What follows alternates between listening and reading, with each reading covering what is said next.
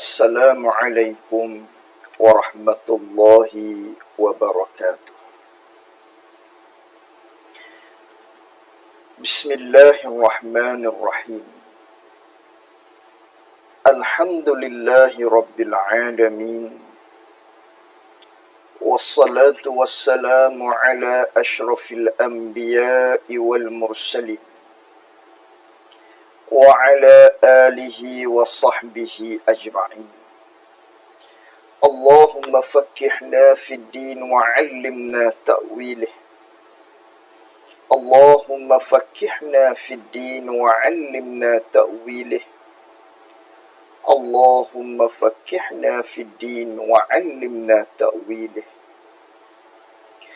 اللهم نور قلوبنا بنور هدايتك كما نورت الأرض بنورك شمسك أبدا أبدا برحمتك يا أرحم الراحمين.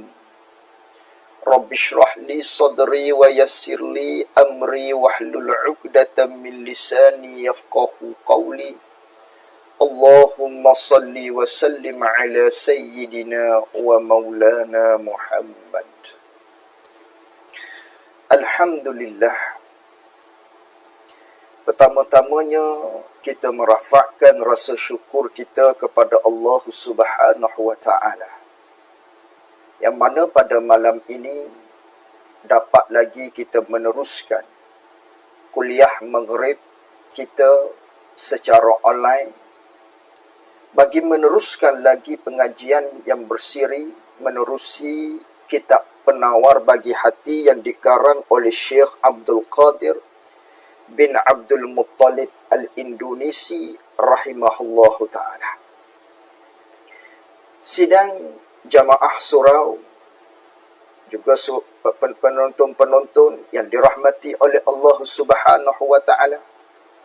Pada malam ini kita akan sambung lagi muzakarah kita menerusi kitab Penawar Bagi Hati ini pada halaman muka surat 33. Yang mana pada sebelum ini kita sedang membicarakan berkaitan dengan sifat hati.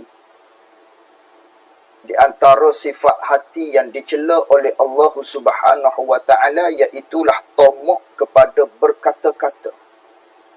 Yang mana seseorang itu berkeinginan kuat untuk bercakap. Yang mana sifat ni sifat yang dicela. Kerana apa? Dicelanya daripada kerana apabila seseorang itu bersifat dengan sifat berkeinginan yang kuat, berkemahuan yang kuat untuk bercakap, orang ini dia tak boleh nak duduk diam. Bila tak boleh nak duduk diam, pastinya lidahnya akan berkata-kata yang akan memainkan peranan daripada sifat hatinya berkeinginan yang kuat nak sangat kepada bercakap. Manakala bersifat dengan sifat ni, lidah dia tak boleh duduk diam. Lidah dia akan senantiasa nak bercakap. Maka bila senantiasa bercakap ni lah, terkadangnya perkataan yang dituturkan oleh seseorang tersebut terjerumus kepada yang dilarang oleh Allah Subhanahu wa taala.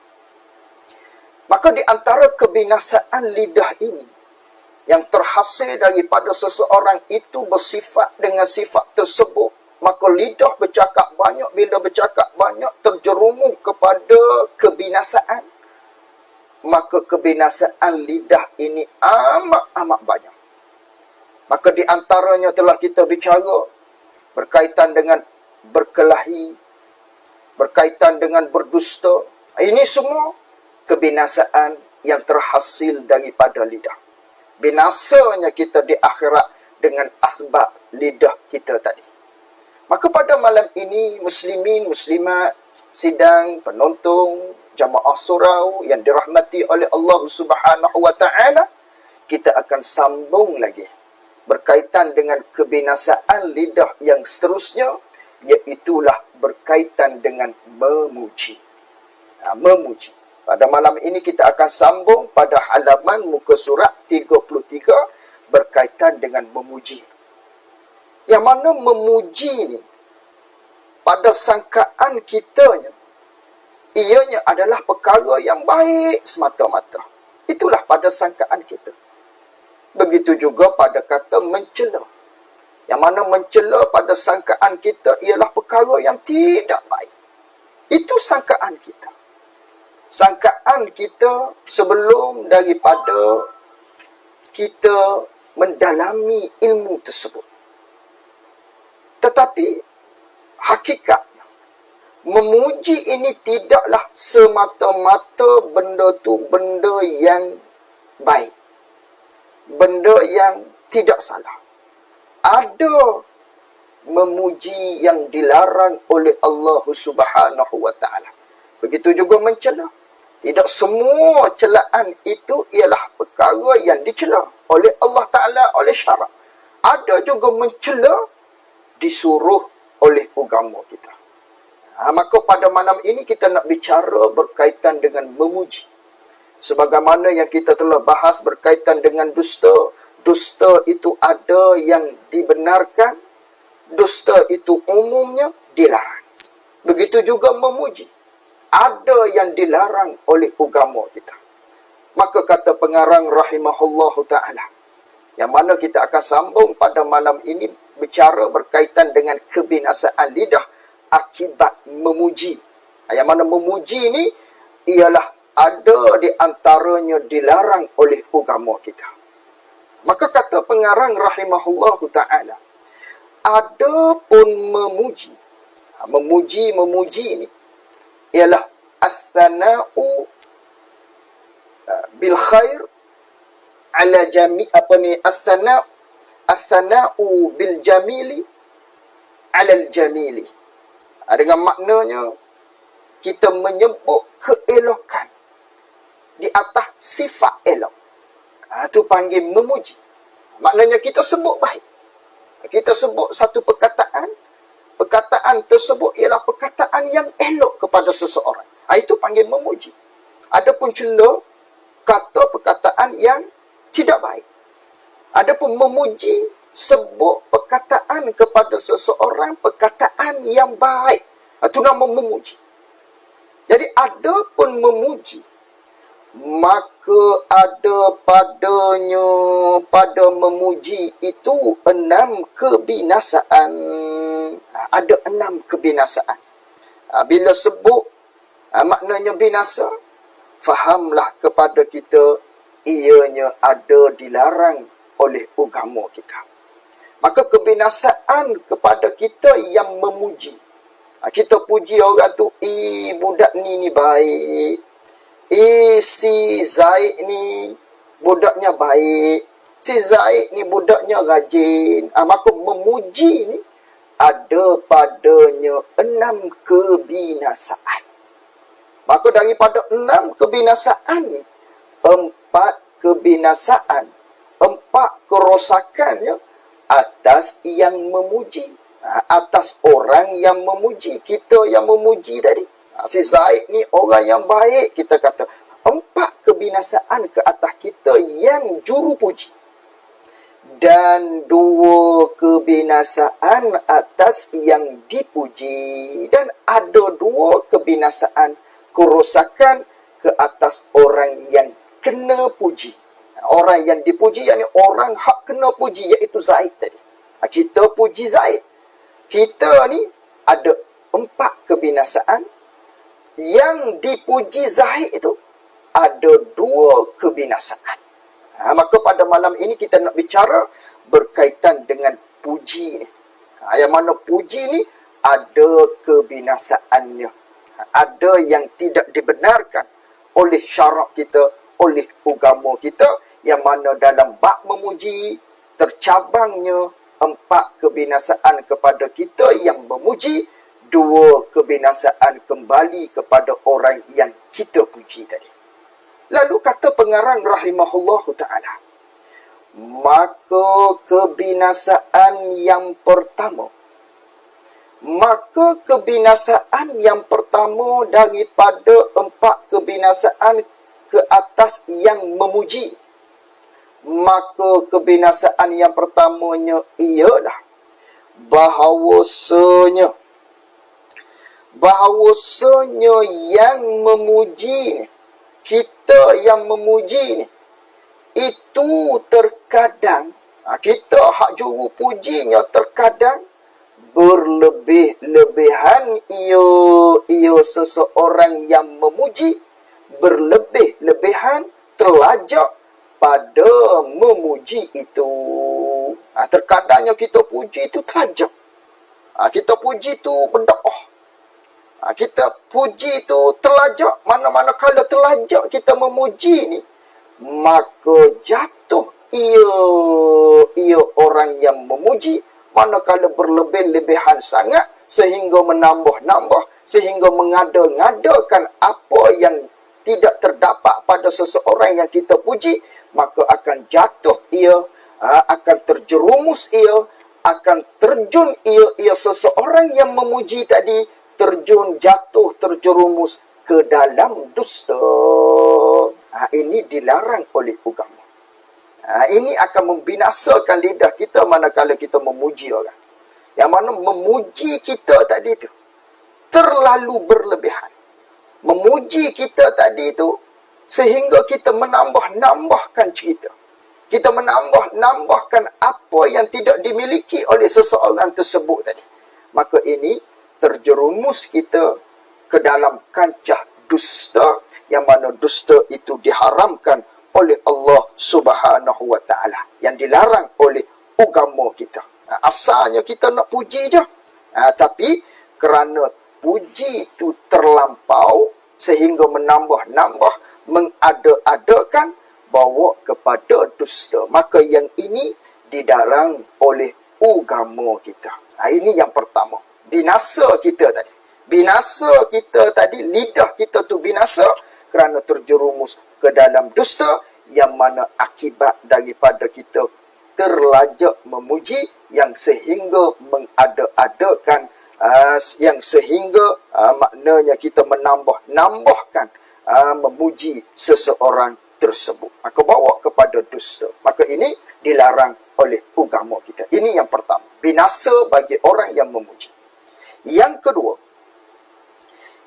kedua daripada 4 kebinasaan atas orang yang memuji tadi, yang keduanya ialah bahawasanya terkadang menzahirkan ia seseorang yang memuji itu, dia nak menzahirkan akan kasih akan yang dipujinya, dipuji seseorang tadi.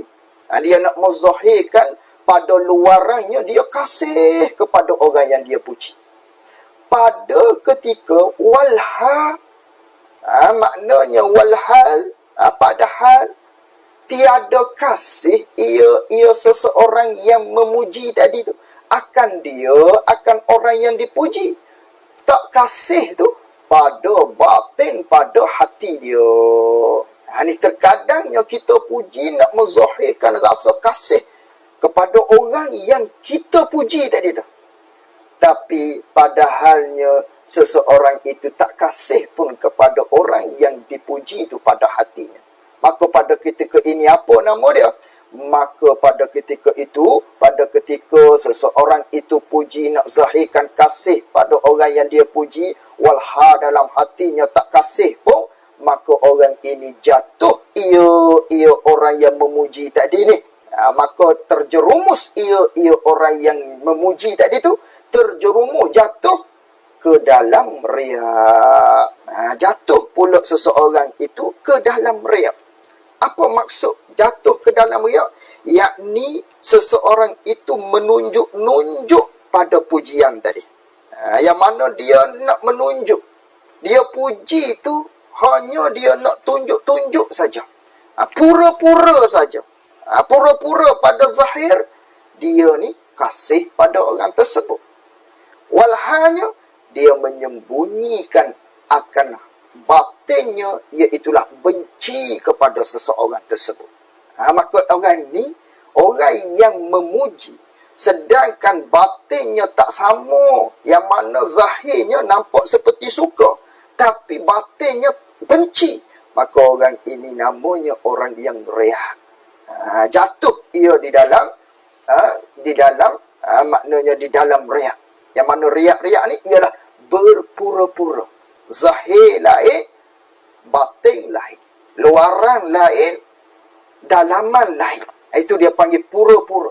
Dia panggil riak. Yang mana riak-riak ni ialah di antara ciri-ciri orang yang munafik. Ciri-ciri orang munafik ni. Yang mana pura-pura. Luar lain, dalam lain. Sebagaimana Allah Ta'ala berfirman di dalam Al-Quran. Allah Ta'ala berfirman, وَإِذَا لَقُوا الَّذِينَ آمَنُوا قَالُوا آمَنَّا وَإِذَا خَلَوْا إِلَى شَيَاطِينِهِمْ قَالُوا kata mereka tadi, inna ma'akum innama nahnu mustahzi'un. Allah Ta'ala cerita di dalam Al-Quran sifat orang yang munafik, yang berpura-pura pada luaran, yang mana mereka itu apabila bertemu dengan orang-orang yang beriman, mereka itu mengatakan, aku beriman, aku puak-puak kamu juga, aku beriman juga. Tapi manakala mereka itu berjumpa dengan puak-puak syaitan, yang mana puak-puak syaitan ni puak-puak dia lah, puak-puak orang-orang kafir yang disupakan dengan syaitan, maka mereka itu mengatakan, aku ialah puak-puak kamu. Sesungguhnya aku kata kepada puak-puak yang beriman, aku puak dia tu, aku nak mengolok-olokkan saja, aku nak pura-pura saja. Ini sifat orang munafik. Apa sifat orang munafik? Pada luarnya lain, menzahirkan ketaatan, tetapi pada batinnya menzahirkan maknanya kekufuran. Ini pura-pura yang dinamakan riak pada agama. Yang mana riak ni, ada riak pada agama, iaitulah orang munafik. Yang keduanya, riak pada amal ibadat. Riak pada amal, sama ada pada amal wajib ataupun amal sunat. Panggil riak dia. Iaitulah kita berpura-pura dalam melakukan amal ibadat tadi, yang mana kita zahirnya nampak seperti taat, akan tetapi batinnya maknanya kita menyembunyikan, yang mana kita nak kepada pujian, kita nak kepada orang kata kita baik. Ini dia panggil riya, berpura-pura dalam melakukan amal ibadat. Mudah-mudahan Allah Ta'ala memelihara kita daripada bersifat dengan sifat riya ini, yang kita akan bincang pada kitab kita ini, pada silibusnya lagi akan datang. Maka orang yang pada zahirnya puji, nak menunjukkan dia suka kepada orang tersebut, tapi dalaman hatinya tak suka, maka orang ini telah jatuh ke dalam riya. Dia telah jatuh kepada riya pula. Maka ketika itu dilarang, tak boleh. Ini kebinasaan lidah kita. Kebinasaan lidah yang ialah memuji tadi. Menyebabkan kita binasa di akhirat. Yang mana terlalu memuji, terkadangnya bawa kepada dusta. Terlalu memuji tadi, ataupun memuji kepada orang yang kita tak suka sebenarnya. Luar saja kita nampak baik. Depan dia kita kata, oh dia ni baik, mu baik, mu orang berjuru. Contohnya. Tapi di belakang kita kata tak elok pada dia. Di belakang kita duduk, kita tak berkenan kepada dia. Ini bawa pada riya, berpura-pura namanya. Itu yang kedua. Yang ketiga daripada 4 kebinasaan atas yang memuji, terkadang berkata ia seseorang yang memuji ni, dia kata akan barang, akan perkataan yang tiada diyakinkannya perkataan tadi. Terkadangnya dia kata sesuatu perkataan yang dia tak yakin. Dia puji akan satu pujian yang dia tak yakin kepada seseorang itu. Contoh macam mana? Contohnya seperti, ini dia nak contoh.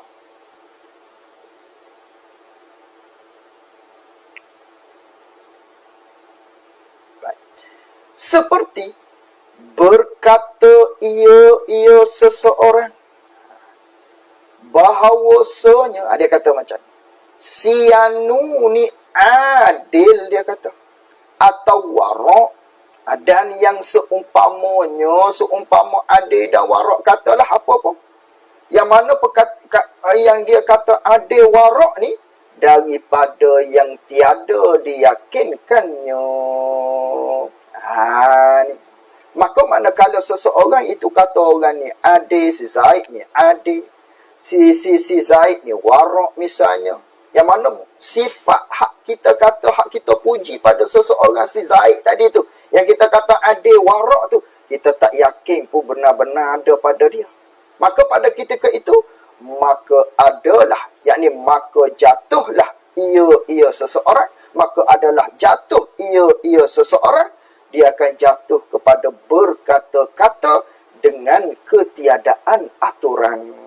Jatuhlah dia dalam kancah berkata-kata dengan tidak ada asas, yang tidak sebenar pada hakikatnya, yang mana dia tak yakin pun orang tu adil, orang tu warak, dia duk puji tadi. Maka orang ni bercakap di atas dasar tidak ada asas. Tidak ada dasar orang tu bercakap. Dengan kata lain, bawa kepada berbohong juga. Bawa pada berbohong juga yang ketiga ni. Yang mana percakapan dia tidak ada asas, yang tidak membetuli dengan hakikatnya. Walau orang tu bukan adil, walau orang tu bukan warak. Ni binasa kita memuji kerana kita puji tadi yang mana sifatnya kita tak yakin pun dia begitu. Yang mana adil-adil ni ialah orang yang tidak melakukan dosa besar. Orang yang tidak melakukan dosa besar panggil adil. Orang yang tidak mengekali akan dosa kecil, nama adil. Tu adil. Adil ialah orang yang tidak buat dosa besar walau sekali, dan tidak mengekali dosa kecil, namanya orang yang adil. Maka orang yang buat dosa besar walau sekali, maka tidak dinamakan orang itu orang yang adil, namanya orang fasik. Ataupun orang yang melakukan dosa kecil tapi berkekalan, buat semua dosa tu, buat selalu dosa kecil ni, dia seolah-olah beramal pula dengan dosa ni, mengekali dosa ni. Ini boleh bawa kepada fasik, tidak adil lagi. Itu adil. Tiba-tiba kita puji dia. Oh, dia ni adil, dia ni adil. Walhanya tidak adil. Maka ketika itu, kita telah memuji, kita telah berkata-kata dengan tidak ada aturan yang sebenar. Kita berkata-kata dengan tidak ada asas, tidak betul dengan hakikat yang sebenar, bawa juga kepada dusta. Ataupun warak, kita kata orang ni, oh warak dia ni, warak orang ni. Contohnya kita puji, melambung tu pujian tersebut. Maka sebutan warak ni kepada orang tu sebutan yang baik, tapi membinasakan kita kerana warak yang kita puji orang tadi itu, kita tak yakin pun yang dia benar-benar warak. Yang mana warak-warak ni ialah orang yang maknanya orang yang meninggalkan segala syubhah-syubhah, dan orang yang meninggalkan daripada melakukan perbuatan yang tidak ada manfaat. Itu warak. Warak orang yang tak buat, tak ambil hak syubhah, dan tak buat perkara-perkara yang mana yang tidak ada manfaat. Itu nama warak. Maka kita puji dia warak. Adakah benar dia warak? Pada ketika itu kita memuji dalam keadaan yang tidak ada asas. Kita puji tadi ialah pada tempat yang tidak hakikatnya. Ataupun dengan kata lain, bawa kepada dusta juga. Tak boleh. Ini bawa kepada binasa lidah kita akibat kita memuji tadi. Yang mana kita puji seseorang itu, dengan kata lain, kita puji itu dengan sifat yang tidak diyakinkan oleh kita. Maka tak boleh. Atau ada pun kita puji dia baik, kita puji dia ni budak berjuruh ni, ayalah tak apalah. Tapi kalau melambung sangat, orang tu adil, orang tu warak, sedangkan dia tu menyalahi daripadanya, kita tak yakin pun dia bersifat dengan sifat demikian, maka kita telah jatuh kepada lembah kebinasaan dalam bab memuji tadi. Itu di antara tiga kebinasaan yang disebutkan di dalam kitab kita. Dan memuji seseorang laki-laki. Ini dalil dia. Dalil yang ketiga ni. dan memuji seseorang laki-laki, dia puji di hadapan Rasulullah sallallahu alaihi wasallam. Dia puji tu akan seorang yang lain. Ada sahabat laki-laki, dia puji akan sahabat yang lain di hadapan Rasulullah. Lalu tu Rasulullah dengar. Manakala Rasulullah dengar, tak kala Rasulullah dengar, maka sabda Nabi sallallahu alaihi wasallam. Nabi bersabda apa? Waihaka qata'ta unuqa sahibuka. Kata Rasulullah, waihaka qata'ta unuqa sahibik. Unuqa sahibuk. Apa maksudnya? Kasihan akan dikau. Yani kesiannya mu ni. Hei orang hak puji tadi tu. Kasihannya mu. Kasihannya kepada kamu. Kerana apa? Telah engkau potong leher kawan engkau. Nabi marah. Nabi parah pada sahabat yang memuji pada sahabat yang lain dengan kata, Allah kesian. Mu ni telah potong leher saing. Telah potong leher kawan kamu. Telah memotong engkau akan leher kawan kamu sendiri. Nabi marah. Yakni Nabi mengibaratkan seolah-olah orang ni telah kerak tekuk kawan dia. Telah kerak leher kawan dia. Marah. Nabi Rasulullah sallallahu alaihi wasallam marah orang yang memuji. Kerana apa ni? Di sinilah ulama-ulama hadis mensyarahkan. Yang mana kata ulama, kerana orang tersebut memuji akan perkara yang dia tidak yakin sifat sahabat tersebut begitu. Yang mana dia puji dengan tidak ada asas, dengan tidak ada dalil, dengan tidak yakin sifat sahabat tu begitu. Lalu tu Nabi marah. Yang kedua, kata ulama, kerana sahabat itu puji kepada sahabat tersebut, yang mana seorang sahabat tersebut tu, dia maknanya iman dia tadi tu lemah.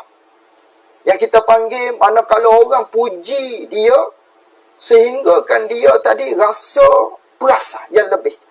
Mari sifat sombong, mari sifat takabur kepada orang tersebut. Maka Nabi marah. Mu telah mengerak tengkuk kawan kamu sendiri. Nabi marah orang yang memuji tadi. Itu dalilnya bagi yang ketiga tadi. Yang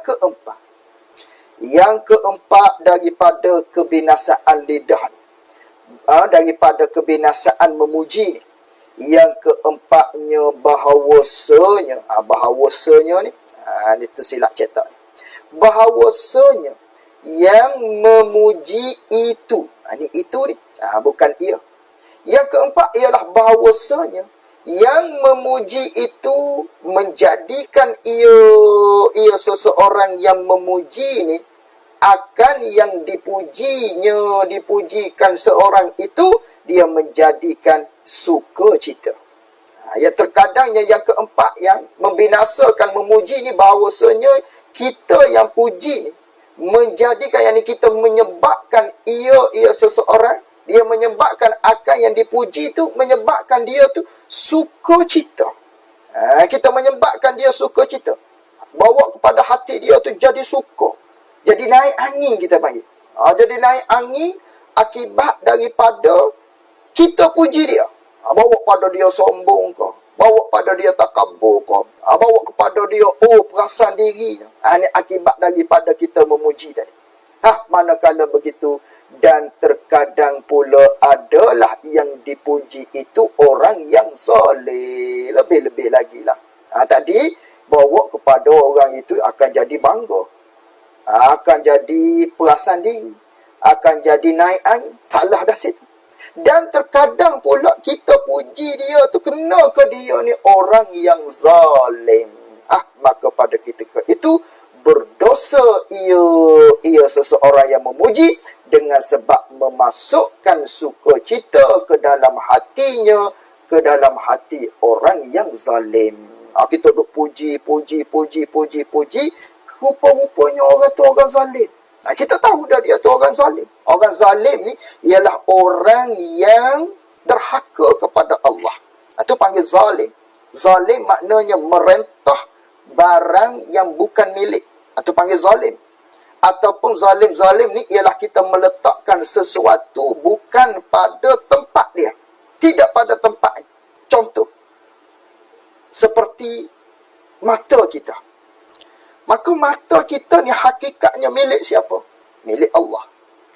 Maka kita rentah, kita guna mata kita ni sepatutnya kepada perkara-perkara yang Allah Ta'ala suruh. Tiba-tiba kita rentah dia kepada benda yang dilarang. Ini panggil kita tu zalim. Ataupun mata kita ni, yang mana mata kita ni kita tidak meletakkan kepada tempat dia. Tempatnya mata ialah untuk ibadat. Wa ma khalaqtul jinna wal ins illa liya'budun. Itu umum ayat. Tidaklah aku menjadikan akan jin dan manusia itu melainkan untuk beribadat. Hikmahnya supaya beribadat kepada Allah, supaya melakukan ketaatan kepada Allah. Maka mata dijadikan oleh Allah Ta'ala untuk buat taat. Tiba-tiba kita meletakkan bukan pada tempatnya. Kita guna mata kita ke arah benda-benda yang dilarang. Guna telinga kita kepada benda yang dilarang. Guna lidah kita kepada benda yang dilarang. Ini masuk dalam kata orang yang zalim. Orang yang melakukan derhaka kepada Allah Subhanahu wa Ta'ala. Telah keluar seseorang itu daripada taat kepada Allah Subhanahu wa Ta'ala. Orang yang keluar daripada taat kepada Allah, itu namanya zalim. Orang yang derhaka, orang yang buat benda yang dilarangkan oleh Allah Subhanahu wa Ta'ala. Tiba-tiba kita puji dia.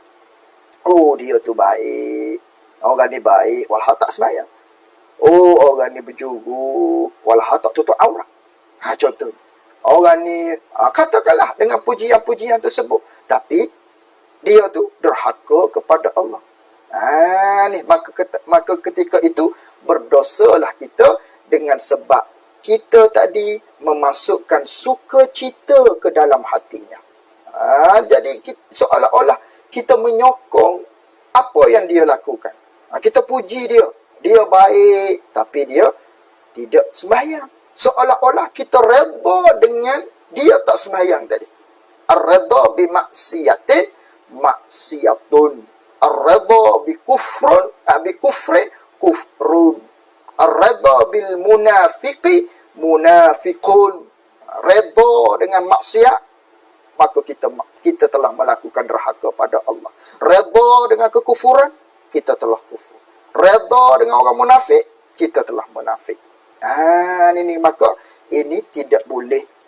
Maka kita puji orang yang mana dia tu zalim, dia dah derhaka pada Allah, mengakibatkan oleh kerana kita puji dia, kita telah memasukkan suka hati di dalam hati dia, maka sehingga-hinggakan dia tadi maknanya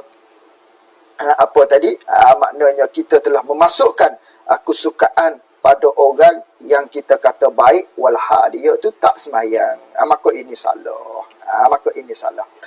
Sabda Nabi sallallahu alaihi wasallam. Sabda Nabi sallallahu alaihi wasallam, innallaha yaghdabu iza mudihal fasiq. Artinya bahwasanya Allah Ta'ala sesungguhnya marah ia, murka ia Allah apabila dipuji akan orang yang fasik. Allah Ta'ala marah, kita puji orang yang fasik. Allah Ta'ala marah, kita puji orang yang fasik. Allah Ta'ala marah. Ini dalilnya. Dan berkata Al-Hasan, yakni Al-Hasan Al-Basri, kibarut tabi'in. Dan berkata Al-Hasan, yakni Al-Hasan Basri rahimahullahu ta'ala, barang siapa mendoa barang siapa dia mendoa bagi orang yang fasik. Dia doa kepada orang yang fasik. Yakni doa lil doa yang baik. Bagi ni dia beza dengan doa atas. Kalau doa atas dia panggil lam lil mudarrah. Lil mudarrah. Ada pun ni bagi lam lil manfaat dia panggil. Lam lil manfaat. Jadi kata Al-Hasan Al-Basri, Imam Hasan Basri, dia kata barang siapa mendoa ia barang siapa bagi orang yang fasik. Dia doa tu dengan berkekalan hidup. Maksudnya dengan panjang umur. Maka sungguhnya telah kasih ia seseorang bahawa dikerjakan maksiat akan Allah Ta'ala. Maka orang ni bermakna dia telah kasih bahawa seorang itu mengerjakan maksiat kepada Allah. Kenapa? Kita doa kepada orang yang fasik, orang yang jahat, orang yang tidak baik, orang yang melakukan dosa, orang yang mengekali dosa kecil. Itu orang yang fasik. Lalu tu kita doa dia kepada panjang umur, sedangkan dia fasik. Bermakna seolah-olah kita menyokong kemaksiatan yang dia buat, yang kita tahu dia tu fasik. Tak boleh.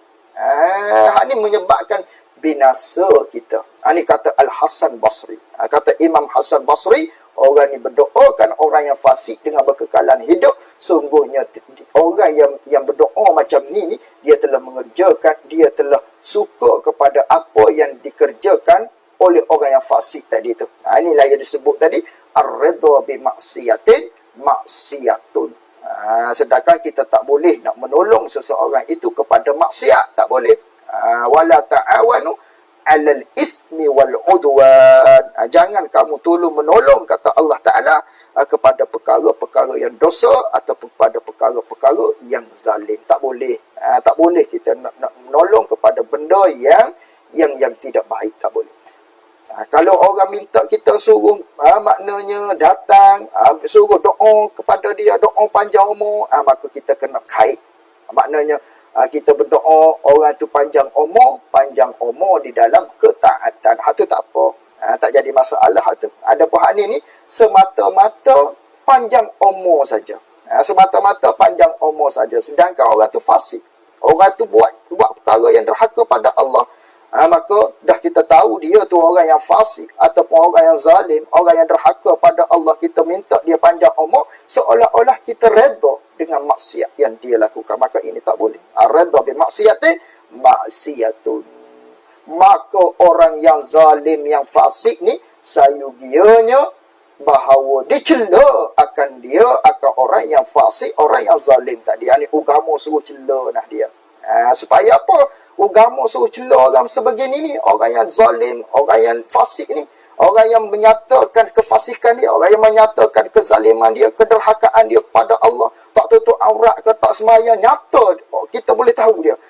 Kita cela dia tu supaya kurang gemarnya orang yang zalim, yang fasik tadi, pada zalim dan fasik itu, yakni pada zulmun dan fiskun itu, yakni pada kezaliman yang dia buat dan pada kefasikan yang dia buat. Sebab tu agama suruh kita cela. Yang mana-mana kalau kita cela dia,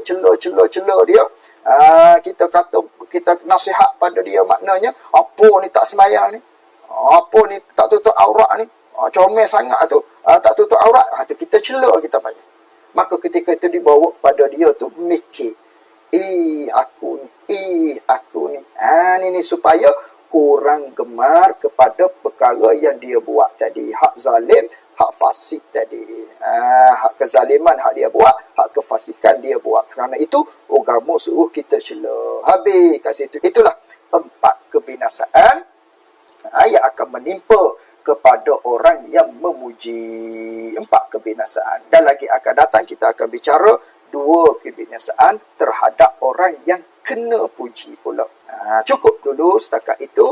Hadza wabillahi taufik. Assalamualaikum warahmatullahi wabarakatuh.